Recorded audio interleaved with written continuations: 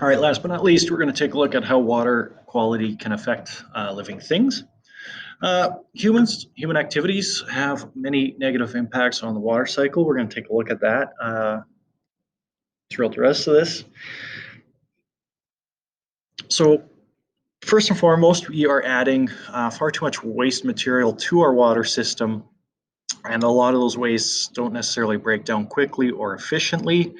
Um, right? If you look at Lake Winnipeg, for example, a lot of times in the summer we get big, large algal blooms because of the phosphates from uh, the wastewater treatment plants, from farm operations along the river, from fertilizers that make it into the river, um, all not particularly good for Lake Winnipeg. We also see in the South Pacific, there's an area called, I can't remember the proper name for it, but there's a gigantic garbage patch, mostly made of plastic, that's larger than the size of the state of Texas. So we're not doing a great job of keeping our waterways clean. We also remove a fair amount of water from natural sources. Um, there are areas for example, in India where Coke has some bottling factories. The water table, the water level has dropped significantly in those areas ever since Coke has started bottling in those areas.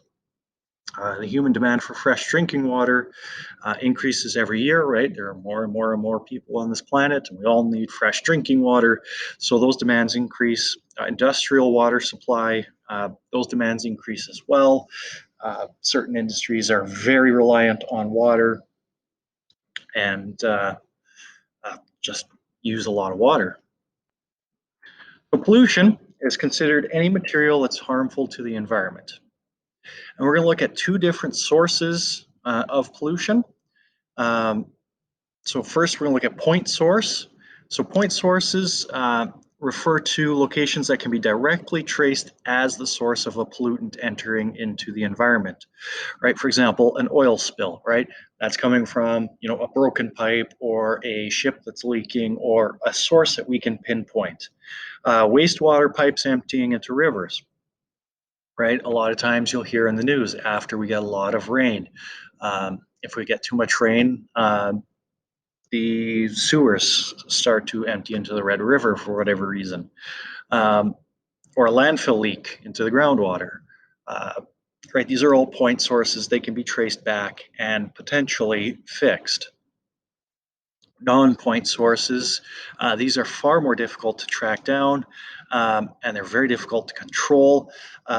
These include things like runoff from industry, right? If you have a lot of industry along the river, it's hard to pick just one that might be the cause of the pollution. Dog parks, right? If people aren't picking up their waste, um, right, we can get that.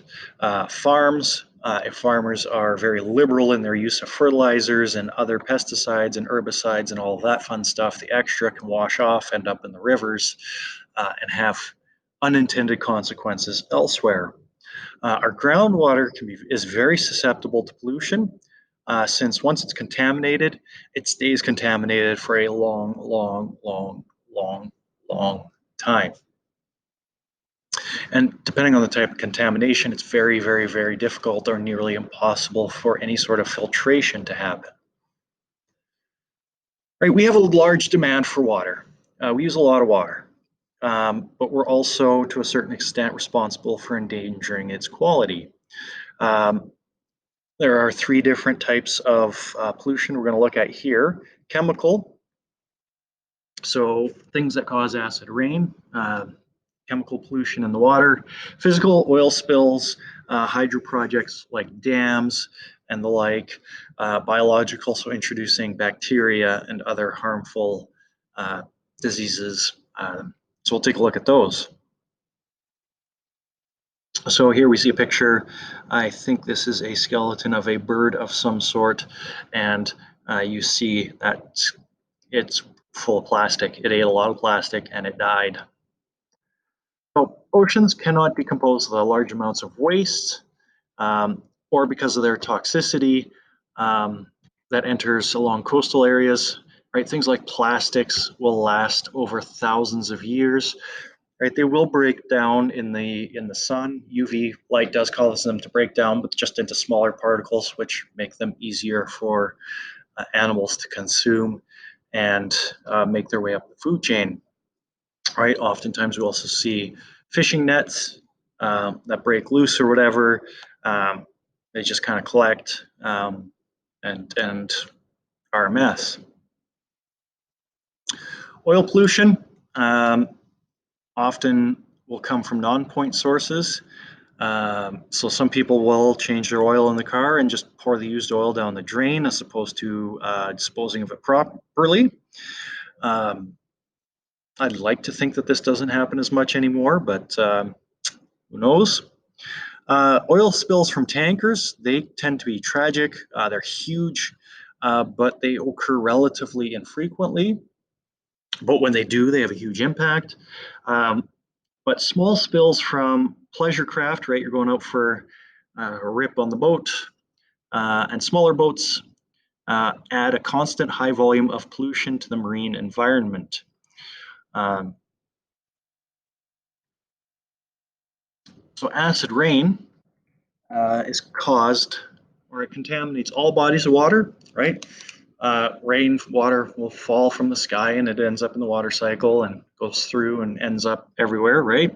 The main source of acid rain are nitrogen oxides and sulfur dioxides, which come from the burning of fossil fuels, things especially like coal, gas, oil, um, primary sources of energy for certain areas. Right, we use hydro here in Manitoba, so we're a little bit okay.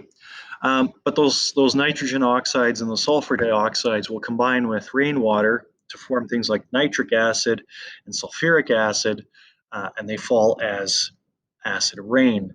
So apparently, the most acidic rain that has ever been recorded was actually more acidic than vinegar. So that's significant. Normal rain averages around 5.6, right? It is a little bit acidic, um, but the most acidic ever has been measured at 2 on the pH scale. So that's very significant, right? This can cause damage to um, trees, other plants. It can also cause damage to buildings or structures made of limestone or other carbonates.